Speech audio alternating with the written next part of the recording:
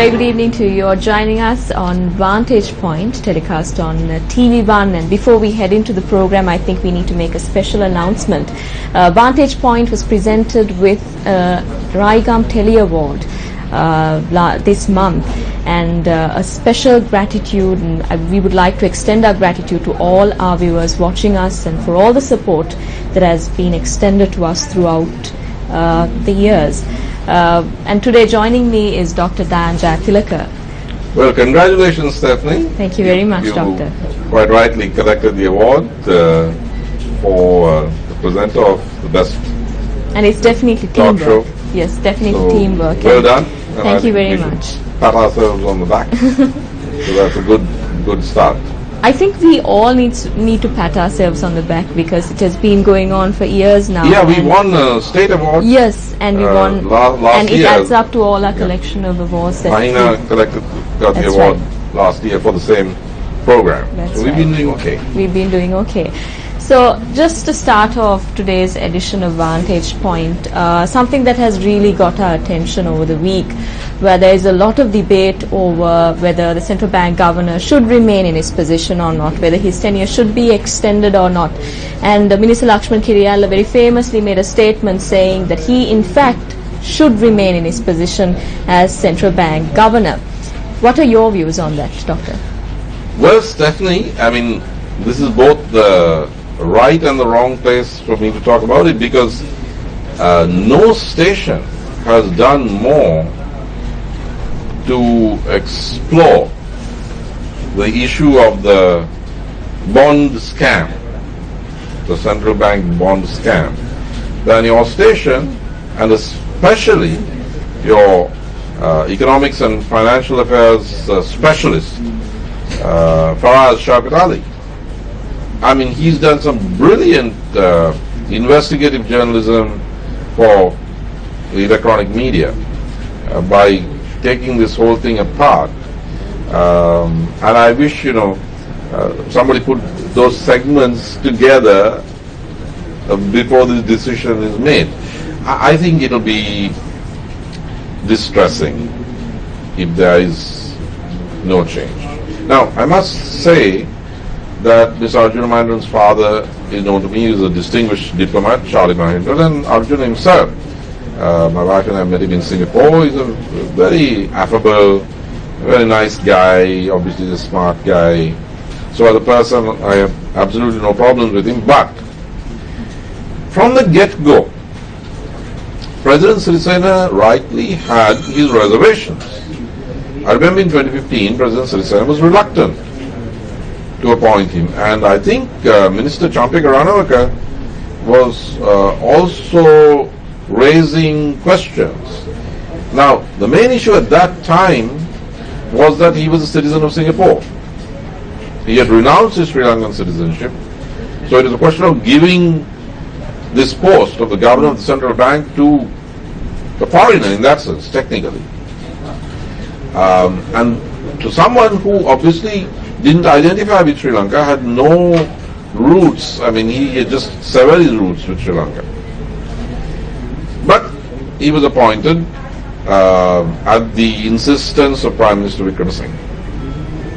Now, one would have thought that having started off with a little controversy, there would be much more care. Instead, you had the infamous and very, very huge bond scam. I'm not saying he had anything to do with it, but as Faraz has pointed out on this station many times, there are questions. I'm putting it very mildly. There are questions, and there are doubts which may be even called reasonable. Now, none of that has been investigated with the same diligence as the FCID and SIABOC or whatever they call it, going to misdeeds of the past. We are still paying, and we will be paying for a very long time to come, for the bond scam, for the leakage of funds. There's a huge sum involved, some couple of $1 billion eventually, as it grows. Now, with such question marks, It's not a surprise that powerful members of the Sri Lanka Freedom Party faction in the government want to rid themselves of this burden. Minister S. Sanaka, Minister Dilan Pereira, they've spoken out openly on this. But Lakshman Kiriyala of the UNP says no, there won't be a change. So in a way, this is a test case. We shall know who calls the shots and on what issues. Because this is not a clear-cut case of somebody who's in the right and who's being victimized. There are serious question marks here. We are in a very grey area, if I may say so. Why is there a need to keep him in his position? As in, why is there so much of defense? I don't see a need to keep him in his position. It is just a question of eyeballing. I think Prime Minister Wickremesinghe wants to show that he calls the shots. This is somebody who's close to him. And he wants to show that he stands by his guys and he is making it a test case in a battle of political wills between the UNP, or rather between his faction of the UNP and his mates and cronies and so on and so forth, and the SLFP coalition partner, including President Sirisena. So let's see how this goes. This is a very interesting test case. Is it the case when it comes to the country's foreign policy as well? Because oh yeah. And in what sense does it say that it's a more UNP-led foreign policy than it's a coalition government foreign policy, sponsored foreign policy? What is our ideology? As in, do we have an ideology behind our foreign policy? Well, the President does. I would say an idea rather than an ideology. And it's a good idea. At the symposium on foreign policy at the BMICH, which President Sirisena spoke at and attended throughout, there was a documentary film that was shown before the proceedings really started. And there you have President Sirisena explaining to the UN General Assembly in New York that his foreign policy is, and I quote, that of an Asia-centric middle path, unquote. Now that's a very good idea. It's the right idea for Sri Lanka. And though the foreign policy of the first term of the Rajapaksa administration was very successful and cleared the space for us to prevail over terrorism, the second term was a bit of a mess. Bit of a disaster. So President Sirisena's definition of a Asia-centric middle path is the right policy for Sri Lanka at all times. How well is it going to be when it comes to the Western countries? How well is that going to work out for us? Well, Stephanie, you know, when you have friends and the West, they're not our enemies, but you have to understand your friends' limits. Thanks to the WikiLeaks cables and to the more recent revelation of the emails of the former Secretary of State Hillary Clinton, which the Senate insisted she hand over because she'd taken them with her when she left.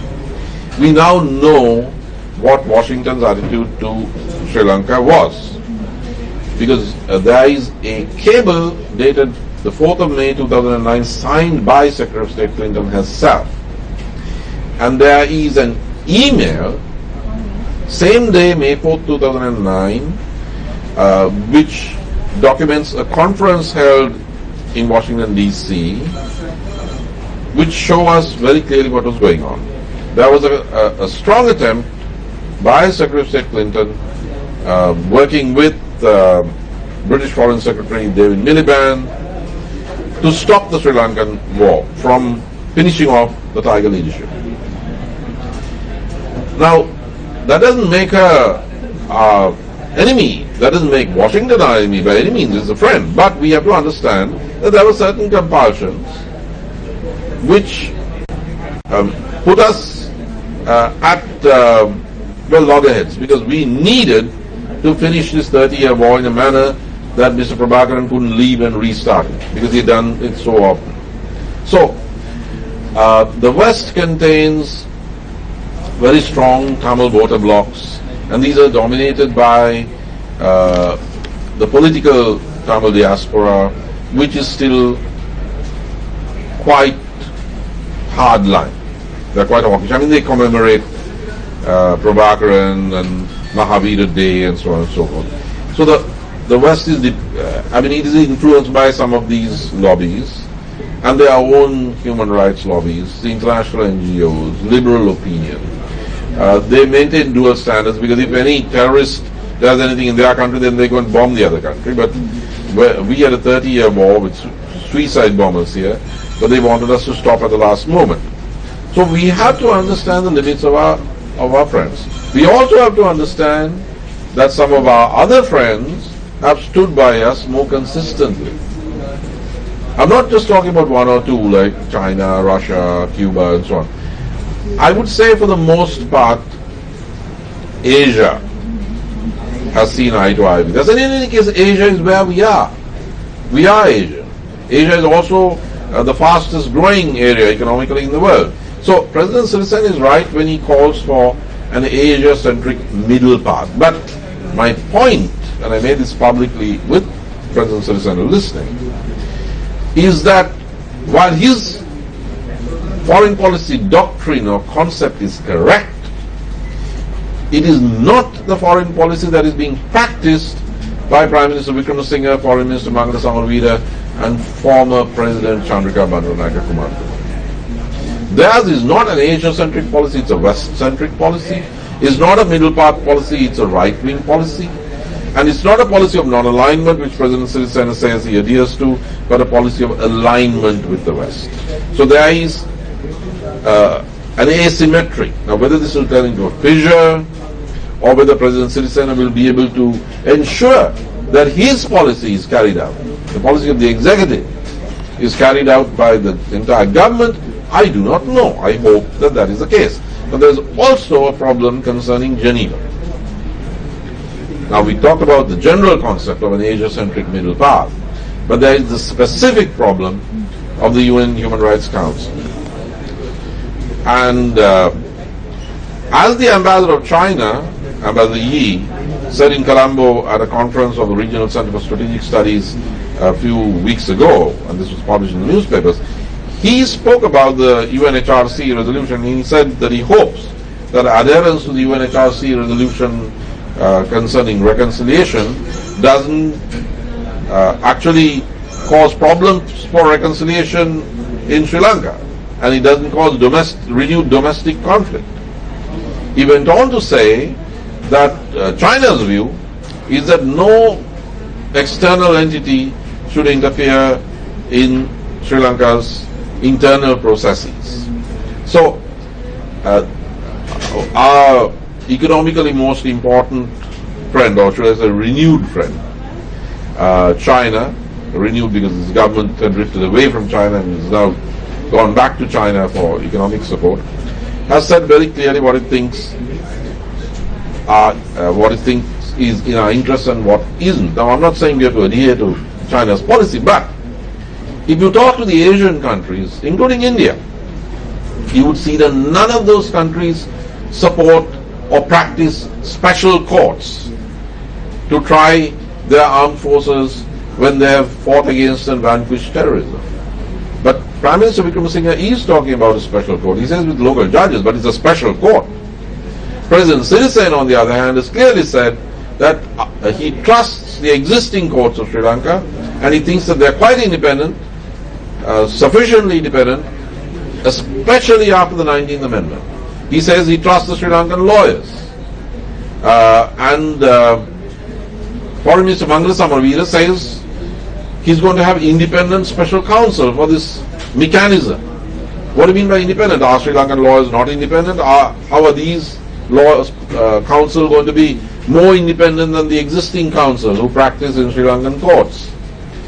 Is it more independent than the AG's department? And if so, how and why? And why independent special counsel? What's so special about them? What's wrong with the Attorney General's department? Now this is very dubious indeed, and it is not the declared policy of President Sirsen. I would say repeatedly declared.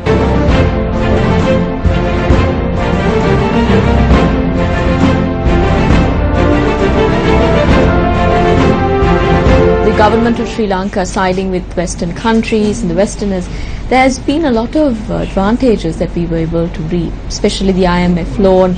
And will it be the same if we were an Asian-centric middle path? Well, we didn't need the IMF loan before, Stephanie. We need the IMF loan now. Why? I mean, why didn't Mahinda Rajapaksa need the IMF loan? Because he had the Chinese on side. Now, if the UNP government were convinced that the West can help us out, West-centric policy alone can help us out, why did they hit reverse gear and scurry to Beijing and offer Beijing a deal that even Mahinda Rajapaksa didn't? The extent of land offered in relation to the Port City project is larger than that was offered originally by Mahinda Rajapaksa. Why? Because the delay meant that we owe the Chinese more money. And the UNP government has said, we can't give you the money, but you can take more land if you want. That's more land than Mahinda Rajapaksa was willing to give the Chinese. And in Hambantota is much bigger than what was originally promised to the Chinese by the Rajapaksa administration. Now this is reality. Obviously, playing the Western card alone didn't work, which is why Prime Minister Wickremesinghe had to go back to China and offer them a better deal than President Rajapaksa did. Better for the Chinese. Now, let's take the IMF agreement. I read it, at least what was in the newspapers, and I'm very scared. I mean, if I were just some opposition politician, I'd be very happy, because nobody can win votes after implementing those policies that have been signed off on. But I'm not an opposition politician, and therefore I'm very worried. Now, what I read there were the following. Every one of those is a serious problem. One is exchange rate liberalization. Now, why did our economic wizards like Ronnie DeMere not do this when President Jawardhan opened up the economy? Because your rupee will be in free fall. It has fallen under this present UNP government. It may fall much further. You need to stabilize the rupee. Exchange rate liberalization, further liberalization, is potentially very damaging to the value of the rupee, which means to your livelihoods and mine. The second thing is the opening up of the capital account. What Prime Minister Wickremesinghe has said is, we are going to remove all the foreign exchange restrictions. Now, why were those regulations there? This is Mrs. Bandaranaike's government. We've had an open economy since 1977. We had an economic revolution. We had a second wave of the open economy under President Premadas. Now, why didn't the UNP government do this? Because they were smart. They knew that if you remove all exchange controls, with a mouse click you may have money sucked out of Sri Lanka. That happened, Stephanie, in 1997 in East Asia, the famous East Asian crisis. And it is only Dr. Mahathir Mohamad, Prime Minister at the time of Malaysia, who said, no, I am not going to open up my capital account so that my foreign exchange can be siphoned off just like this. I'm not going to do what the other guys did, and I'm not going to do what the IMF says. And he said, we'll do it our way. And he did, and he turned it around. The others who took the IMF medicine wound up crashing.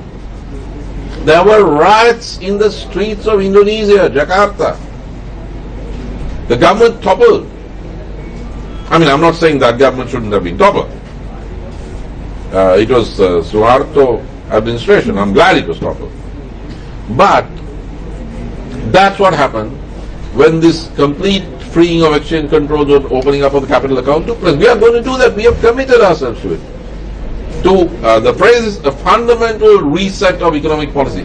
Why do you want to fundamentally reset an economic policy that gave us 8% growth under Jaya Jawardhan, high growth under Premadasa, and very high growth 7% under Mahinda Rajapaksa? You need to make some corrections. You don't need a fundamental reset of something that has worked for you. But that's what we have committed ourselves to. There's something else. That the orientation of the economy will be almost completely outward. Now, I'm for export-led industrialization, but a completely outward orientation means, Stephanie, that you don't really care about your domestic market. Now, if you don't care about your domestic market, what that means is you don't really care whether your people have enough spending power, purchasing power, whether real wages have gone up, because you're oriented entirely to the external markets. So, you neglect the purchasing power of your consumers. You can allow real wages to be cut because you're looking outward, you're not looking inward. And you're also vulnerable, Stephanie, because the world economy is in crisis. I mean, come on, look at Greece, look around. This is not the time to have a totally externally oriented economic policy. It's like when there's a virus going around, you go around kissing people without a mask. And does this mean that we are looking at a decline in entrepreneurship in Sri Lanka? Oh, absolutely. I mean, look at the small and medium entrepreneurs. There was a big meeting the other day, a caucusing of the SMEs. And they're very worried because, under UNP government, entrepreneurs are supposed to do well, but they're not. Even the Ceylon Chamber of Commerce has sounded certain, note of alarm. But certainly the SMEs, which are very vital. President Premadas was very concerned about the SMEs, I remember. They are under pressure now. Why is that? Because we are just importing the formulae of the IMF and the West and trying to implement it here. Now, that is not what happened under President Jayawardena. When he opened up the economy, he was very careful. He and Ronnie DeMille. President Premadas was very careful. I remember an incident. He had been abroad. One of those rare occasions that he went abroad. When he came back, he found that his economic bureaucrats had come to some agreement with the IMF and the World Bank restructuring Janasavya. What he did was he got his economic bureaucrats, including Mr. Pascalingham, he's still around, he's working for the government, he can be asked whether what I'm saying is true. He got them to come into his office, he got them to sit down, and he played a video cassette. What was on the video cassette? There was a lady, a poor lady, a Janasavya recipient, called Violet Lalini, I still remember. Violet Lalini used to get on the platform and make this speech about how Janasavya had lifted her out of poverty. He got the bureaucrats to listen to the whole thing. And he said, that is what I have promised the people, and that is the change that's been made in their lives. Did you read my manifesto? And he opens this valise, and he pulls out his manifesto. He's one president who had his manifesto all sort of tabbed. And he said, and he read it out to them. This is what I promised. Now, you go and tell the IMF and the World Bank guys why you cannot do what you promised them in my absence. Now, that's what the UNP was really like. But now, we have agreed to a program, including, now I've listed some of the things in the program. The other thing is that the state-owned enterprises will be rationalized, i.e. we are going to basically ditch employees from the state-owned enterprises. Now, that alone, Stephanie, will cause, that IMF package will cause huge economic and social instability in this country, and it won't help reconciliation because people aren't very generous towards other communities when they are feeling economic pain anywhere in the world. So I think it's very, very bad, and it goes against the best practices of previous UNP government. What do you think will the outcome be 2 weeks from now at the UNHRC session?